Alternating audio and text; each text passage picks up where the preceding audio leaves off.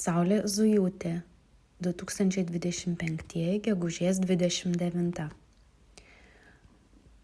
Šiltuoju metų laiku vilioja gamta, norisi atsipalaiduoti, išlengvėti nuo rūpesčių ir sunkių minčių.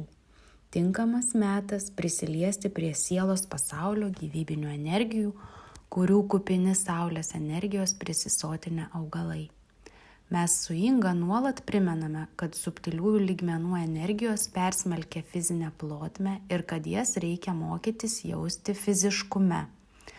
Tam labai tinka praktika esant gamtoje, pajusti sielos pasaulį čia pat, greta mūsų, nes juk ir augalai, ir gyvūnai turi sielos kūnus, laigo savo gyvybiniais kūnais po sielos plotmes.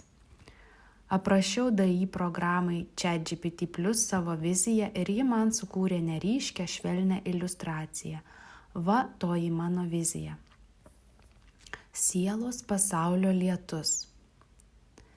Mano suvokimu, sielos pasaulio materija – tai mūsų fizinio pasaulio augalija. Sielos lygmenyje ji turi tik vieną materinį kūną, bet kadangi tai sielos ne fizinis pasaulis, tai ten materija jau yra gyva, pulsuojanti gyvybiniu sąmoningumo lygiu.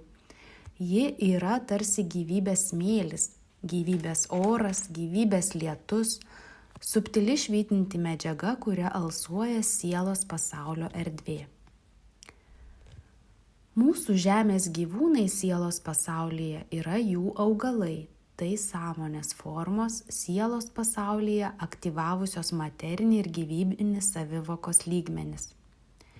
Jie atrodo tarsi skaidrus šviesą praleidžiantys medeliai, žolelės, krūmai, žiedai, jautrus, bet dar nesusiformavę kaip individuali gyvybinė sąmonė. Žmonių sąmonės sielos pasaulyje matomos kaip skaistus, švelniai švytintys gyvūnai, jau su 3 savivokos lygmenimis – materiniu, gyvybiniu ir intelektiniu. Ir tik angelai sielos pasaulyje yra to lygmens žmonės, sąmoningos būtybės turinčios ir 4 vertybinį monadinį lygmenį. Visa sielos pasaulio erdvė švyti pastelinių šviesos atspalvių tėkmėmis. Tai nematerialus šviesos šaltinis, bet gyvybės esencija trykštanti iš dieviškojo gyvybės šaltinio, kuris teka iš gyvybės jūros. Iš ten liejasi ir sielos lietus, skleidžiantis ne vandens drėgmę, o sąmonę, atgaivą ir prisiminimą apie vienį. Taigi, kai vaikščiojat gamtoje, pajuskite, kaip žolė po kojomis, tai sielos pasaulio gyvos smiltelės, gyvasis smėlis.